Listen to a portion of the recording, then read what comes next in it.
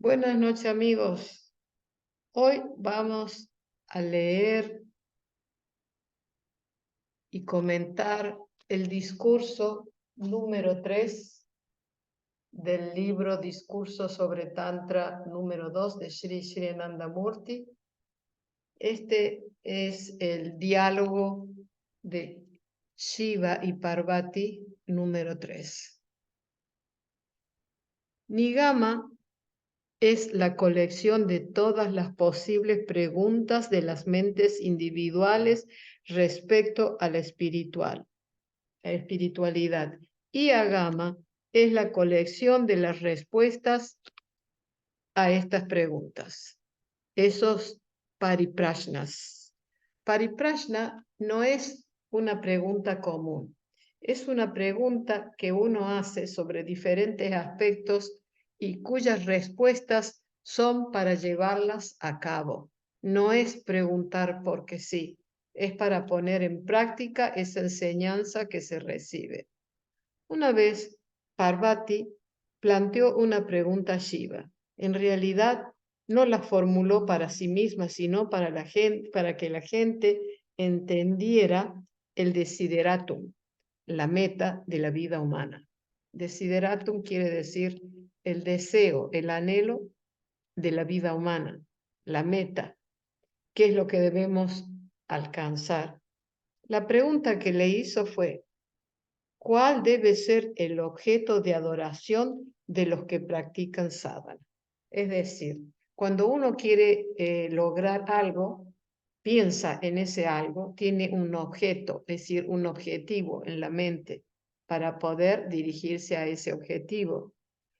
Entonces Parvati preguntó: ¿en qué debe pensar uno para lograr alcanzar la meta? Los humanos crean los objetos de su adoración según sus propios estándares intelectuales. Los humanos primitivos adoraban las plantas, los árboles, la tierra, los ríos, etc. No es lógico pensar que uno puede adquirir puña, virtud, sumergiéndose en el Ganges, pero no puede adquirirla sumergiéndose en el Támesis. Se puede adquirir puña, virtudes, por inmersión. Puede ser por inmersión tanto en el Ganges como en el Támesis. Y no puede haber puña, y no puede haber puña por tomar un baño en el Yamuna, que se origina como el Ganges en el Himalaya y corre junto al Ganges. Hay algunos que adoran la piedra, hacen ídolos de piedra según su imaginación y los adoran. Bueno, acá lo que dice es que hay gente que dice que bañarse, sumergirse en las aguas del Ganges nos crea virtudes, nos hace crecer. Entonces es una superstición, porque queda lo mismo sumergirse en el Támesis o sumergirse en el Ganges o sumergirse en el Yamuna, que se origina como el Ganges en el Himalayas y corre junto al Ganges. Entonces es, digamos así, uno debe ir más allá de esos dogmas. No sé si es en este artículo o en otro, Sri Sri Anandamurti dice: pues si bañarse en el Ganges le da a uno tanta virtud, entonces los peces que están en diferentes ríos también podrían lograr una gran virtud y liberarse y llegar a la autorrealización, pero no es así. Entonces es un pensamiento dogmático que pensar que porque uno se baña en el Ganges se va a purificar. Bien, dice, hay algunos que adoran la piedra, hacen ídolos de piedra según su imaginación y los adoran. ¿Cómo puede un ídolo darles la salvación? Un ídolo hecho por ustedes. Ustedes han dado forma al ídolo con diferentes cinceles y martillos. Son su padre, su creador. Entonces, ¿cómo puede darle la salvación? Todo ello carece de base científica. Es decir, uno crea un ídolo de oro un ídolo de hierro o de lo que sea, un ídolo de piedra, eso no nos puede dar la salvación, porque nosotros a lo mejor somos los que lo han esculpido, los que lo han cultivado. Ahora dice, si un ídolo producido por la imaginación humana puede traer la salvación, entonces puede una persona creando un reino en sus sueños convertirse en rey en el sentido real. O sea que es imaginación, pensar que uno produce un ídolo y que este ídolo nos va a dar la salvación. Así, porque uno sueña en ser rey y tener un reino, se convierte realmente en ese sentido en rey, pues no, ¿no es cierto? Muy bien. Entonces, la respuesta de Shiva a la pregunta de Parvati fue la siguiente: no se puede obtener lo ilimitado de lo limitado. Claro, un ídolo de piedra es algo limitado. Entonces, ¿cómo vamos a lograr al infinito a través de lo limitado? En segundo lugar, la adoración de ídolos es más perjudicial que la adoración de la flora y la fauna, porque la flora y la fauna han sido creadas y moldeadas por el principio operativo y no por los seres humanos. Es decir, si uno medita en la flora y la fauna, tiene, digamos así, un origen más espiritual, porque han sido creados por la energía cósmica y la conciencia cósmica. Entonces tendría más sentido, digamos así, porque han sido moldeadas por el principio operativo, no por los seres humanos. Las plantas y los árboles están en proceso de crecimiento, pero el ídolo ha sido creado y moldeado por ustedes, por su cincel y su martillo. ¿Cómo puede darles la salvación? Parvati dijo entonces, ¿es la adoración de ídolos también sadhana? Que sadhana quiere decir meditación, el esfuerzo para realizarse. Vamos a ver qué es lo que dice Shiva al respecto. Digamos, en las plantas, los árboles, al haber sido creados por el principio operativo, utilizando la conciencia cósmica como materia para esa producción, del universo, entonces tiene un principio mucho más sutil, porque allí está la conciencia cósmica, la energía cósmica, son, digamos así, el origen de todo el mundo creado. En cambio, nosotros, ¿qué podemos crear? ¿Qué sustancia original podemos crear? Vamos a ver qué dice Shiva aquí, si realmente la adoración de ídolos también es una práctica espiritual. Shiva respondió, sí, lo es. ¿Qué quiere decir esto? A ver, digamos, todo en la vida es sadhana, todo es un esfuerzo. Existe un método para lograr algo, existe otro método para lograr otra cosa.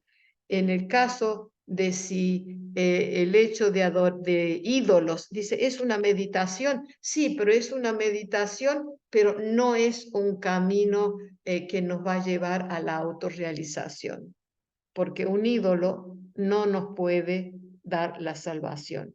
Es algo finito. Pero ¿en qué sentido es sadhana? No es una sadhana sutil, pero es un trabajo, un propósito que, digamos, es un trabajo que estamos haciendo para lograr algo, pero va a ser sin resultados. Eso es lo que quiere decir. Es una práctica sin resultados. Muy bien. Todo lo que hay en el mundo es la manifestación de Paramatma, el alma suprema. Nada es insignificante, ni la gorra ni los zapatos. Cada uno tiene su uso respectivo. Pero si se ponen los zapatos en la cabeza y la gorra en los pies, La gente se reirá y lo tomará como una locura de ustedes.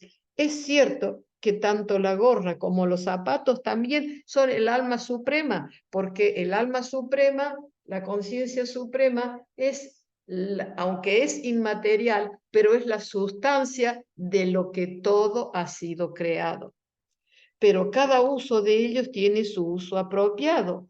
El uso adecuado de Paramatma en forma de zapatos es en los pies, ¿ok?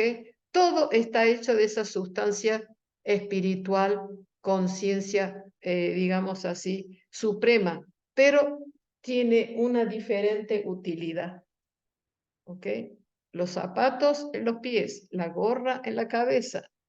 La tierra, el planeta, también es la manifestación de la conciencia suprema. Se refieren a ella como madre tierra, pero pones los pies sobre ella, lo que significa que deben adoptar el comportamiento adecuado con el objeto adecuado.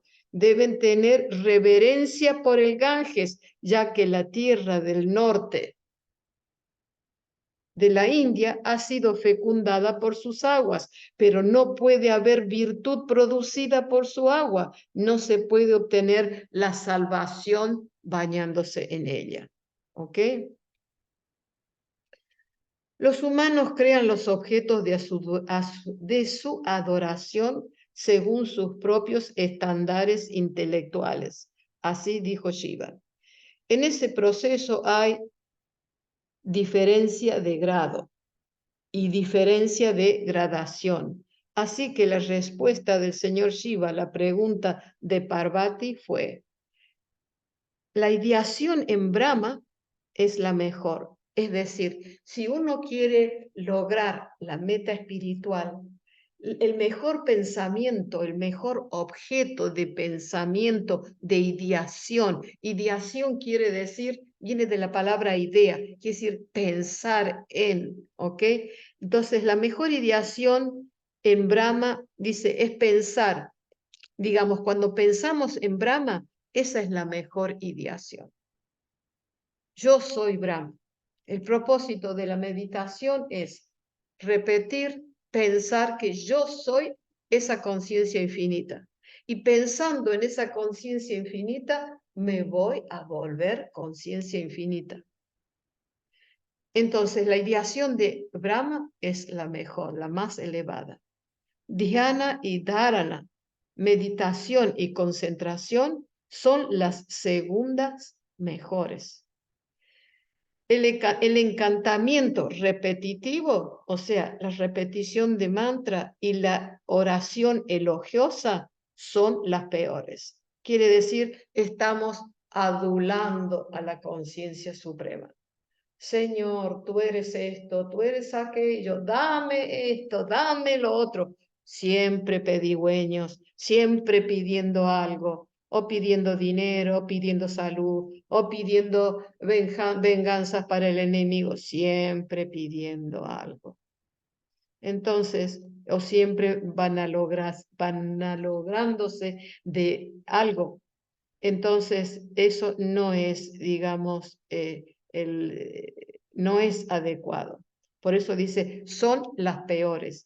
Y la adoración de ídolos es lo peor de lo peor. Adorar a ídolos es lo peor de lo peor. Entonces, ¿por qué meditamos? Meditamos para conducir nuestra energía mental, nuestras intenciones en la vida, todo a la conciencia infinita, todo para complacer a esa conciencia infinita, para realizarla, ¿ok?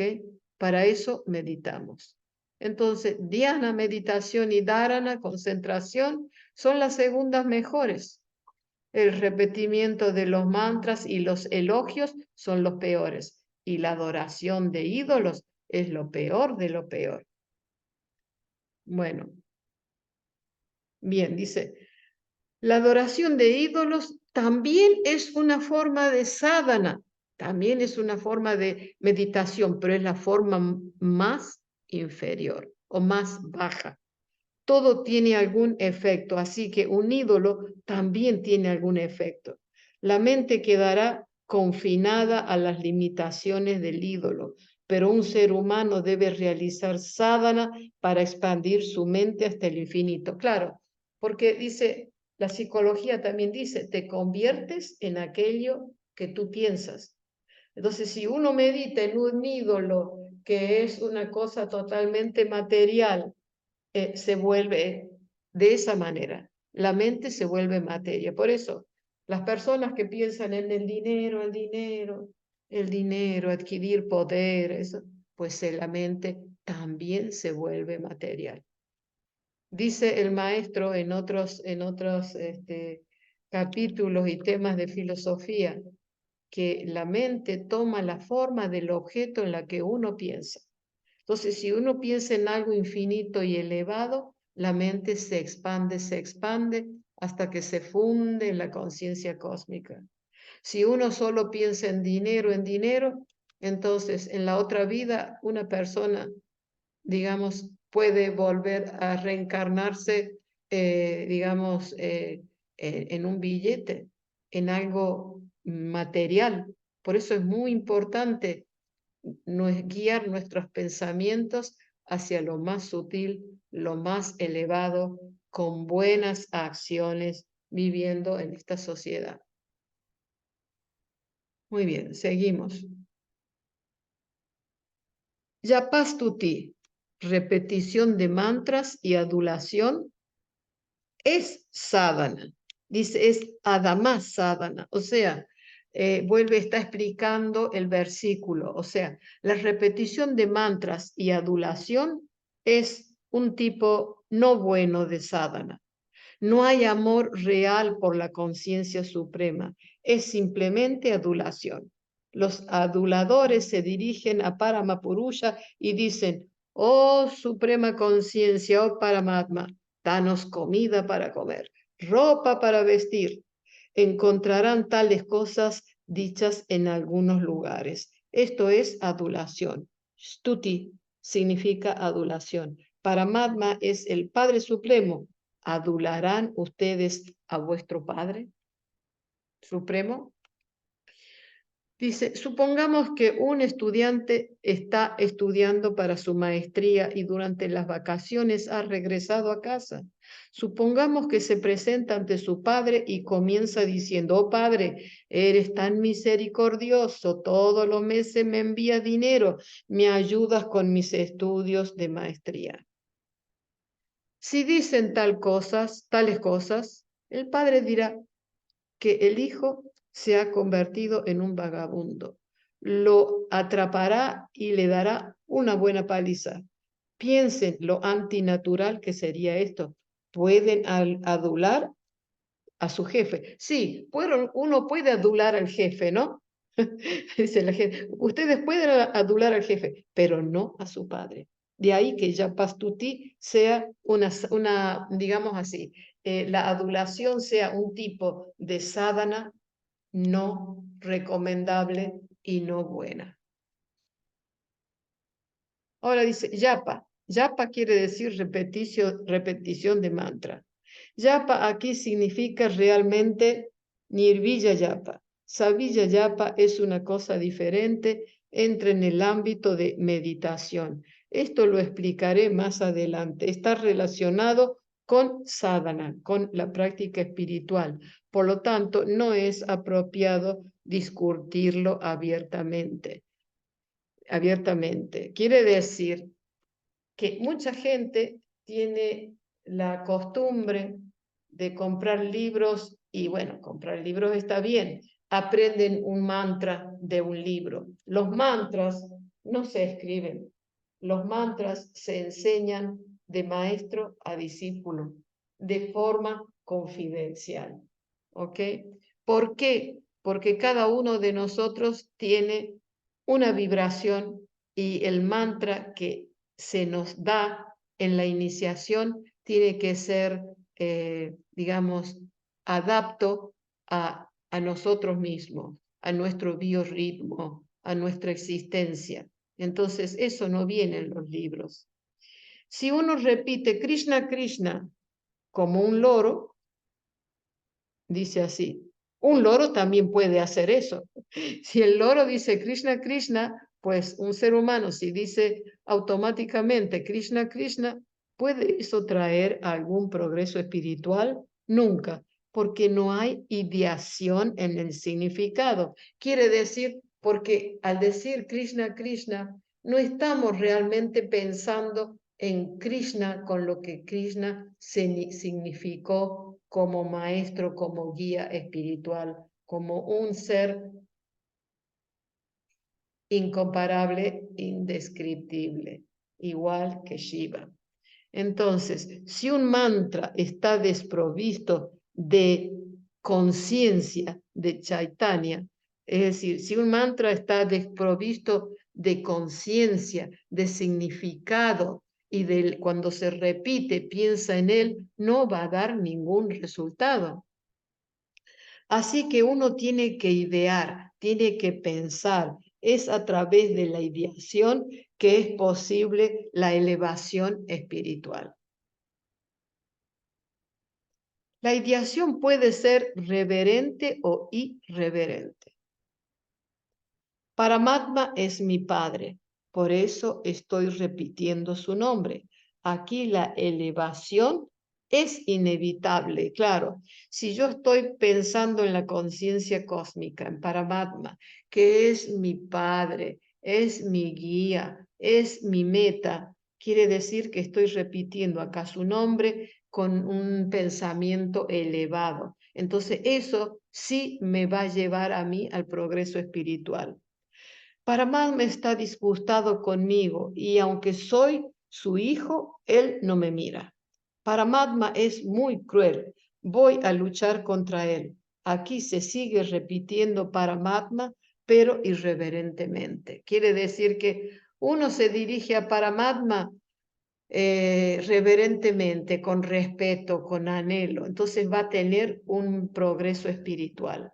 Y aquel que se medita en Paramatma con un pensamiento irreverente, es decir, de una forma no profunda, no con una ideación adecuada, entonces, ¿qué va a pasar? Va a pasar que lo que es irreverente se va a volver en reverente con el tiempo, con el paso. El amor se va a desarrollar de cualquier manera.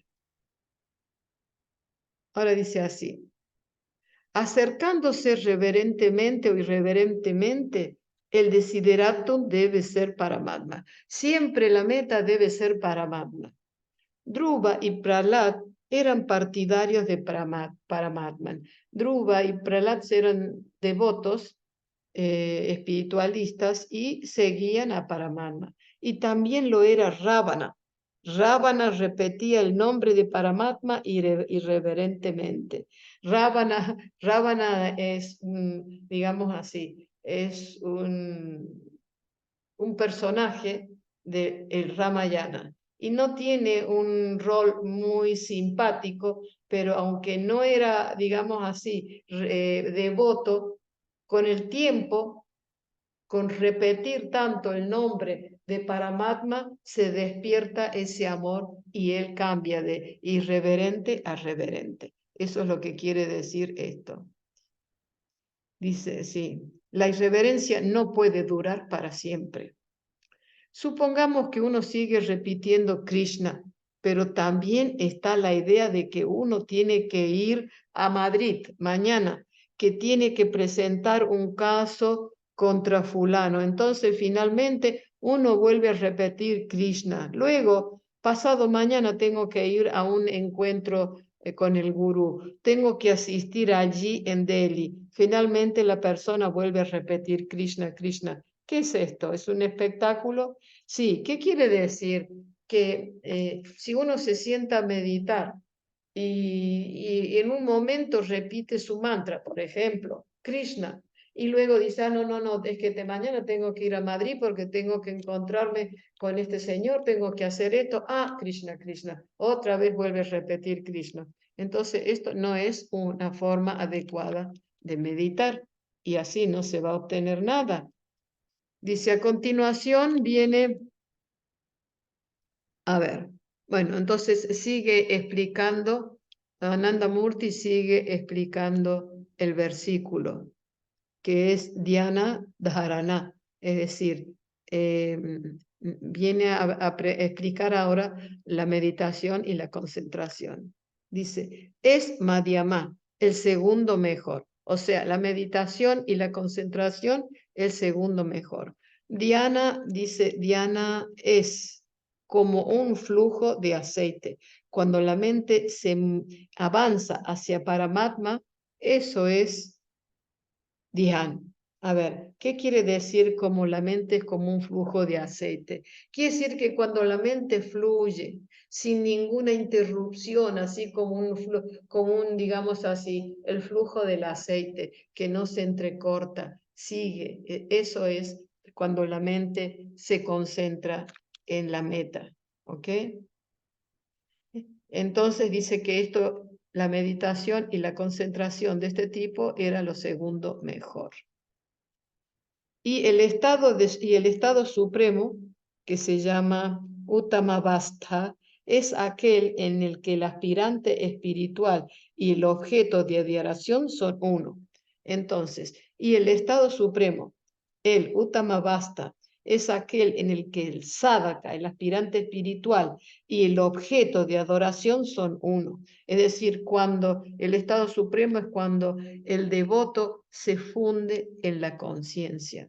Tanto pensar en esa conciencia infinita, la mente se expande y luego se funde como una gota de agua en el océano. Se transforma en océano, se transforma en conciencia. Dice, donde el adorador, el adorado y la adoración se unifican en uno. Por lo tanto, dice así, por lo tanto, Sahajavasta es supremo, es Uttama. Este es el dicho de Shiva. Kabir también ha dicho, dice así, el buscador, vamos a ver. El buscador alcanzó el samadhi final. Sahaya se deriva del prefijo, bueno, vamos a evitar un poquito el sánscrito, sino qué quiere decir. Vamos a ver lo que... Bueno, o sea, que el buscador alcanza el final, alcanza el samadhi final, alcanza la unificación completa. Dice así, la conciencia unitaria y Paramatma, la conciencia suprema, nacen juntos. Esto es muy bello. Cada vez que nace un ser individual, también nace Paramatma. Quiere decir que el ser humano, la creación entera no está sola. Cada individuo no está solo, porque el individuo, su ser individual, la contraparte del ser individual es la conciencia suprema, es el testigo de todas nuestras acciones. Por eso es muy importante, digamos, hay una unión del núcleo cósmico con cada individuo y también hay una unión del núcleo cósmico con todos los individuos. Por eso estamos también interconectados. Dice, bueno, entonces la conciencia cósmica o la conciencia suprema con el ser que ha nacido están juntos. Pero los seres humanos simplemente no miramos hacia él. La gente piensa que la conciencia suprema está fuera, por lo que no son capaces de alcanzarlo. Cuando miran dentro, hay unidad. Solo esto es Sahaja Basta. Quiere decir que no los tenemos que buscar fuera, tenemos que buscarlo dentro nuestro. Y la meditación es el sendero directo. Por eso nadie debe pagar nada para recibir una iniciación, porque es el derecho de nacimiento. Siempre les digo, a donde se cobra dinero para aprender meditación, sean inteligentes, no vayan. Sahaya Basta también significa lo que es fácil de alcanzar. Sahaya significa fácil. Tengan en cuenta que el proceso de dhyana dharana, que el proceso de meditación y concentración puede prestar algunos de sus elementos a Ishvara Pranidhana, en el que hay tantos procesos mentales. De ahí que Sahaya Vastu sea Uttama. ¿Qué quiere decir? Bueno, quiere decir que este tipo de concentración, de meditación, tienen mucho que ver con la primera lección que se llama Ishvara Pranidhana en Ananda Marga. Ishvara significa el controlador del universo y Pranidhana significa correr detrás de esa entidad. ¿Cómo podemos correr? Con nuestro mantra, repitiendo el mantra. Meditando 2 veces al día como mínimo, media hora por la mañana y media hora en la noche. Muy bien, seguimos. Ahora bien, en lo que respecta a ese Savaya Basta, no hay nada que pueda obtenerse desde fuera, todo puede obtenerse desde dentro. Diksha, iniciación espiritual, significa una marcha interior. Se tiene que aprender esta marcha interna. Solo esto es Diksha, solo esto es meditación. Aquellos que deambulan buscando a la conciencia cósmica fuera de ellos mismos y le hacen ofrendas rituales de agua, todas esas personas están deambulando fuera en lugar de mirar dentro. Esto es como si hubiera una comida en casa y uno saliera a mendigar. O sea que buscar a la conciencia cósmica fuera de nosotros y con rituales de ofrendas, etcétera, es como si uno tiene comida en casa y sale a buscarla afuera. Todos ustedes son muy ricos, tienen mucha riqueza dentro, así que ¿por qué van a vagar fuera? Entonces el señor Shiva le dijo a Parvati, oh Devi, solo mira, aquí hay un lugar de peregrinación. Si uno se baña en este kunda, digamos así, en este arroyo en particular, o en este río particular, adquirirá esta cantidad de virtudes. Todo eso es falso. Si uno puede adquirir virtudes bañándose en un manantial, entonces todas las criaturas en el agua del manantial también llegarán al cielo, y todos los manantiales que se ven hoy en día en diferentes lugares de peregrinación están llenos de agua apestosa. Es decir, la gente quiere bañarse en esos ríos, pero resulta que están llenos de agua apestosa. Los que se bañan con tales ideas son personas dominadas por el principio estático. Su condición así está, como dijo el señor Shiva Parvati, para hacerse entender, bien descrita. Aquí. Shiva dijo, vamos a ver qué es lo que dijo Shiva. Los que realizan, digamos así, una oración externa adorando al Shiva de piedra que se encuentra en los templos, mientras su Shiva interno queda sin adorar, ¿ok?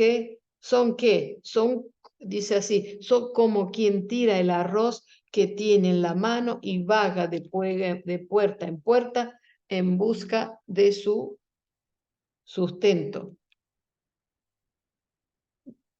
digamos, en busca de comida. El señor Shiva dijo que esas personas son verdaderamente tontas, que tiran la comida que tienen en la mano y vagan por digamos así, por diferentes puertas para mendigar. Es decir, también hay mucha gente que va a ciertos sitios que dicen que van a obtenerse, si se bañan ahí, van a tener, no sé, milagros, piden cosas. Eso, que la gente va a diferentes puestos, puertas, lugares, creyendo que allí está la verdad. Y si buscan fuera lo que tienen dentro, no se dan cuenta que dentro está la divinidad. Entonces Parvati dijo, ahora está claro, pero por favor dime, ¿cuáles son las calificaciones que debe poseer un sadhaka? ¿Cuáles son las calificaciones que una persona espiritual debe obtener para lograr todo esto? Entonces Shiva dijo, hay 7 puntos para el éxito. Vamos a aprender cuáles son, chicos. Parvati preguntó, ¿cuáles son esos 7 puntos? Todo el mundo debería intentar adquirir esos 7 puntos si quiere tener éxito. Entonces Shiva dijo,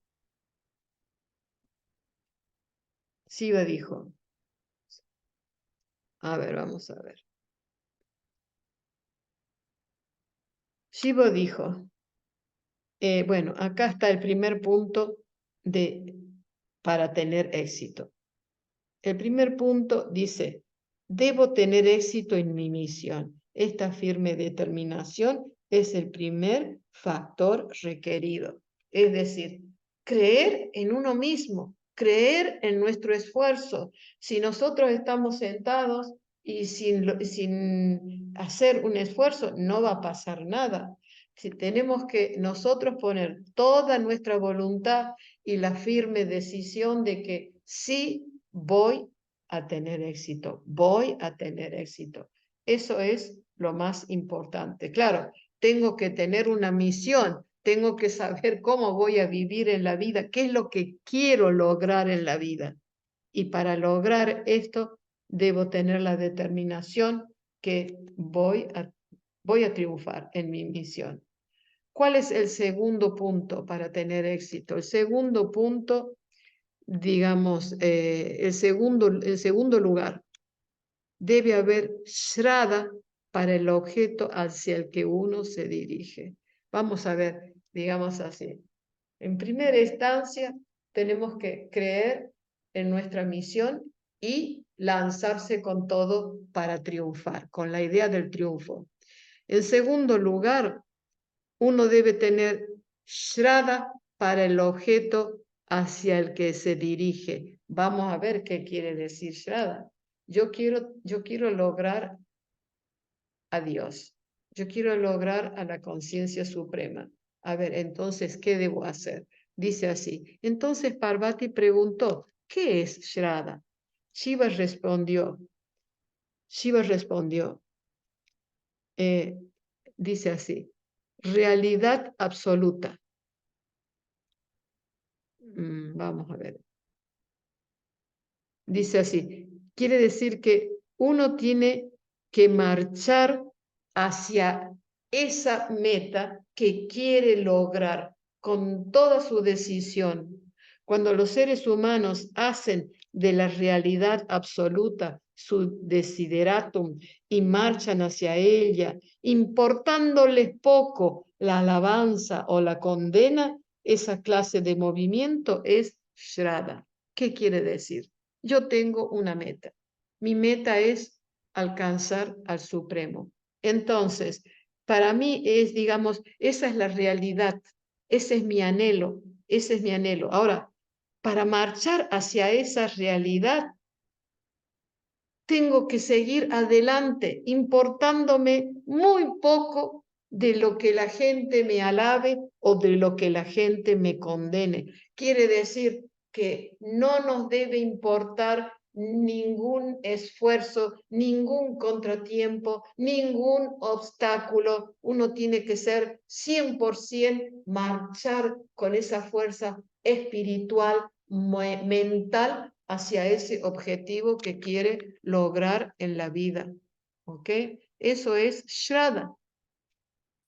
La tercera calificación es Guru Pujanam, es decir, shraddha para la personalidad de la que se ha obtenido sadhana. ¿Ok? Shraddha, ya hemos visto que shraddha quiere decir avanzar con toda nuestra fuerza hacia el logro que queremos alcanzar. No importa los obstáculos que haya en el camino. Siempre adelante, siempre adelante. Y la tercera dice Guru Pujanam, digamos, rendir honor al gurú. ¿Por qué? ¿Por qué sentimos, por qué la gente de este mundo material, mucha gente de este mundo material, tienen tanto prejuicio, tanto miedo del gurú? El gurú quiere decir maestro. O sea que el maestro de la escuela, de la universidad, también es un gurú. Es un maestro porque nos da conocimiento, nos quita la ignorancia. Pero el gurú espiritual, ¿por qué el gurú espiritual es algo muy especial? Porque nos enseña la práctica espiritual. Digamos así, eh, el gurú es el directo de la conciencia cósmica que nos da la técnica. ¿Y por qué lo respetamos? Porque si no conocemos esa técnica, es muy difícil guiar nuestra vida y nuestra meditación. Necesitamos una iniciación espiritual. Por eso es que se le rinde honor al gurú. Por eso es que se le aprecia y se le respeta, como debemos respetar los profesores de la universidad que nos enseñan cosas intelectuales, los maestros, los de jardín de infancia, digamos, las guarderías, todos son maestros, gurúes en diferentes niveles. Pero el gurú espiritual que nos ha dado la técnica de meditación, también le debemos ese gran servicio. Por eso dice Guru Pujana. Entonces, para tener éxito. La cuarta es Samatha Bhava, ver a los demás como a uno mismo. Digamos, ¿qué significa ver a los demás como a uno mismo? A ver, eso es, ver a los demás como a uno mismo. Quiere decir, no debemos tener complejo de superioridad ni de inferioridad. Ver a los demás como a uno mismo. Digamos que uno ha realizado meditación y ha obtenido algunos poderes ocultos. Hay gente que obtiene poderes ocultos y ya se sienten más y se sienten superiores a los demás, ¿no? Entonces se sienten que no son una persona común. Si este sentimiento se introduce en la mente, se pierde, digamos así, el objetivo, porque entonces uno empieza a sentir que hay un grupo de personas muy inferiores a uno mismo. Tal patrón se observa en el caso de personas que han llegado a la ciudad desde el pueblo. Aquellos que han llegado desde el pueblo a la ciudad, pues también se sienten superiores. Dicen que no les apetece volver a la aldea, ya que los aldeanos son analfabetos y están subdesarrollados. Este sentimiento es muy peligroso. Y si tales sentimientos se introducen en la mente como resultado de haber adquirido un poco de conocimiento intelectual, las posibilidades de desarrollar este complejo son mucho mayores en el ámbito de la espiritualidad. ¿Cuándo? Cuando un aspirante espiritual, un sadhaka, comienza a sentirse algo elevado con el desarrollo de algunos poderes ocultos y la sensación de un poco de felicidad, en la segunda etapa de la práctica espiritual, cada sadhaka se enfrenta a esa prueba. Uno debe ser muy cauteloso para que no se desarrolle la vanidad. Lo que la vanidad hará a un soldado es, o sea, que ese sentimiento de superioridad se da en la sociedad cuando alguien se cree mejor que otro porque ha aprendido algo nuevo, porque ha leído un libro, porque tiene una carrera, pues es un error sentirse superior. Y en el aspecto espiritual también puede suceder esto, las personas se sienten que son más que otras porque han obtenido algunas, digamos así, algunas experiencias espirituales. Entonces, esta es vanidad y la vanidad no es buena para un aspirante espiritual. ¿Qué es lo que hará la vanidad en un aspirante espiritual? Quiere decir Abhimana es como, vamos a ver, vamos a evitar las palabras sánscritas. Vamos a ver. Dice, la vanidad lo lleva a uno a obtener un ego inflado. Es como beber vino. El engrandecimiento de uno mismo le lleva a uno al infierno más profundo.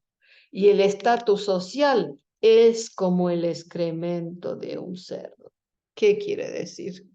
Los que se creen tan grandes en la sociedad es, digamos así, es ese engrandecimiento de uno mismo, lo lleva a uno al infierno más grande. Y en vez de tener un gran estatus social y una distinción muy elevada, dice, son como el excremento de un cerdo. Fíjese, qué bonito, para que nos demos cuenta que todo el engreimiento termina en nada. Entonces, por eso dice, abandona las tres cosas, abandona el engreimiento, la superioridad y canta solo la gloria del Señor. Eso es lo único que uno debe hacer. ¿Mm? Bueno, muy bien, seguimos. Dice, el engreimiento no es mejor que beber vino. Dice, es como el envanecimiento, el vanagloriarse es como el infierno. Bueno, y ahora explica que así como hay niveles de la mente más elevados, también los hay de los más bajos. Aquel que sufre de un complejo de superioridad se convierte en piedra y se hará burdo hasta ese punto. Y pratishta es como, digamos así, estaré en la cúspide de la sociedad y la gente me respetará. Esta sensación es como un deseo, digamos así, inferior. Así que abandona estas tres dolencias mentales y luego dedícate a la contemplación de Dios. Dice, la crudificación mental es el fenómeno real de que el infierno es la representación mitológica. O sea, eh, digamos que en Ananda Marga no se cree en el infierno. Digamos, son el resultado de las propias acciones los que nos hacen vivir las reacciones, el karma, que puede ser un infierno de sufrimiento. Por eso dice la representación mitológica del infierno. El infierno no existe. Lo que existe son el resultado de nuestras acciones. Y también existen el resultado de las buenas acciones, pues son mucho mejor que las malas. Entonces, debemos realizar buenas acciones, pero con la mente puesta en la conciencia cósmica. Eso es lo más importante. Así que el cuarto es Samatha Bhava, que quería decir no tener complejo de inferioridad ni de superioridad. Vamos a ver qué dice aquí. Dice, en sánscrito, el sánscrito no está claro. Bueno, nada. Dice que el sánscrito no está claro en la publicación original, entonces lo han omitido aquí. Muy bien, entonces ahora vamos a ver cuál es el quinto principio.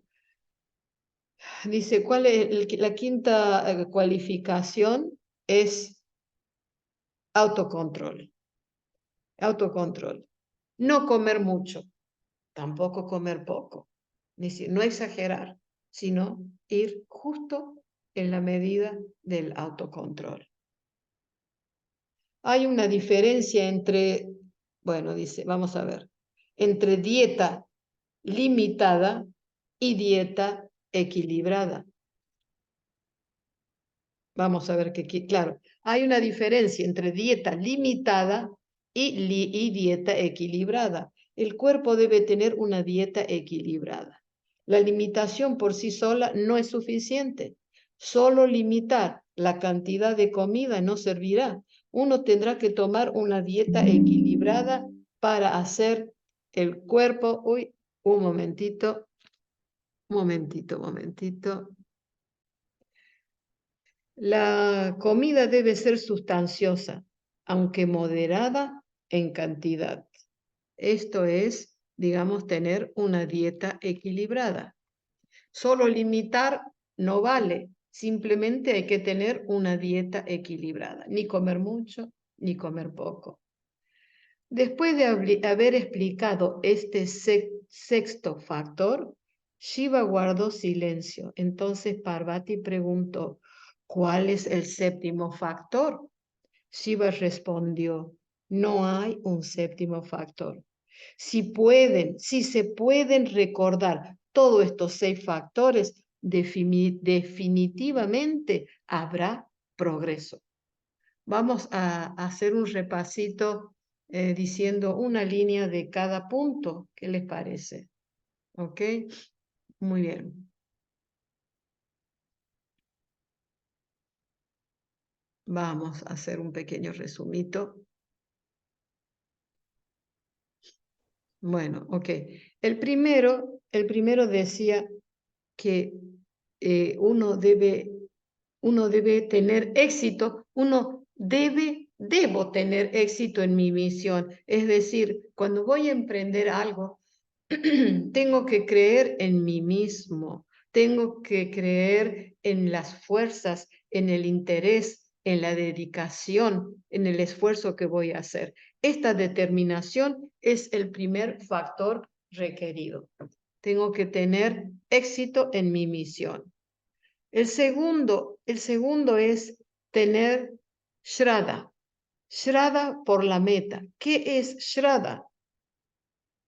Shiva explicó. Dice Shiva que, digamos, cuando marchamos hacia la meta, marchamos con nuestro corazón, con la idea puesta en la meta. No importa que la gente esté a favor nuestro, no importa que la gente esté en contra nuestro, toda nuestra fuerza, toda nuestra ideación es alcanzar la conciencia cósmica, triunfar, es decir, eso. Y también cuando uno emprende un trabajo, también tiene que tener fe, pensar en ello y dirigir todas nuestras acciones hasta el logro final. Lo mismo es en el aspecto espiritual. Entonces, dice que cuando uno avanza hacia la meta, nos debe importar muy poco, ¿no?, que nos alaben o nos condenen. Esa clase de movimiento se llama Shraddha. Y luego la tercera es, digamos, es Guru Pujana. De ese mismo modo, tenemos que seguir al maestro para poder lograr la meta. Ese respeto hacia el gurú espiritual nace de haber obtenido las lecciones de meditación, la iniciación verdadera para poder lograr la meta espiritual. Cada principio tiene una conexión con el otro. Entonces, el cuarto es que no debemos tener complejo ni de inferioridad ni de superioridad. Esa es la síntesis del cuarto principio. Y menos las personas que tienen un progreso espiritual no deben sentirse superiores a los demás, porque luego viene la caída. Esa es la cosa. Bueno, luego, vamos a ver.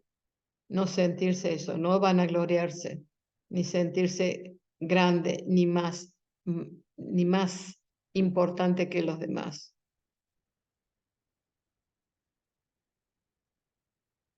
Bueno, el próximo, eso es decir, y no, sí, bueno, ya lo he dicho, no, tener eh, equilibrio mental, ni superioridad ni inferioridad. Entonces, La quinta, el quinto secreto del éxito es autocontrol. No comer mucho, ni comer poco, sino equilibrado. Todo tiene que ser equilibrado.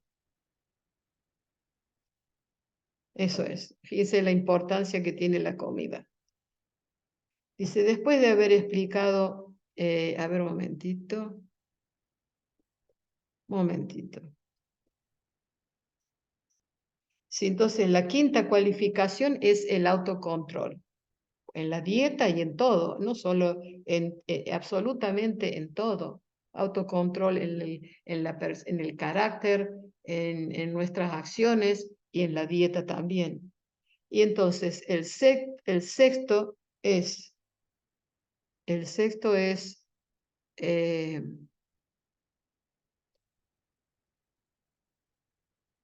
eso es, el sexto es el alimento equilibrado. Uno es el autocontrol y el otro es el equilibrio en la alimentación. Y entonces cuando le pregunta a Parvati, porque solamente Shiva explica 6 puntos sobre el éxito, le dice Parvati, ¿cuál es el séptimo?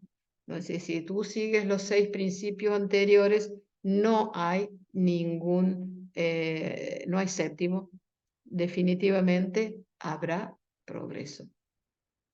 Bueno, espero que lo escuchen, lo pueden también leer y pensar bien profundamente y lo escriben en simple, primer principio tal, segundo tal, y así cada vez tendrán más fuerza, más creyendo en su propio esfuerzo y tendrán éxito. Un gran saludo, amigos, un abrazo a todos y buenas noches. Ya saben que siempre estamos dispuestos a recibirlos en nuestra, digamos así, a través de Zoom. Nos reunimos. Estos encuentros son gratuitos. Comenzamos con cantos, danza espiritual, meditación y lo que hacemos ahora es lo que acabamos de leer este capítulo con tanta conocimiento y enseñanza. Y luego que terminamos, la gente abre las caramaritas, hablamos, cada uno contribuye con ideas, pensamientos y experiencias personales. Es un gozo estar juntos. Buenas noches, un gran abrazo y aquí estamos.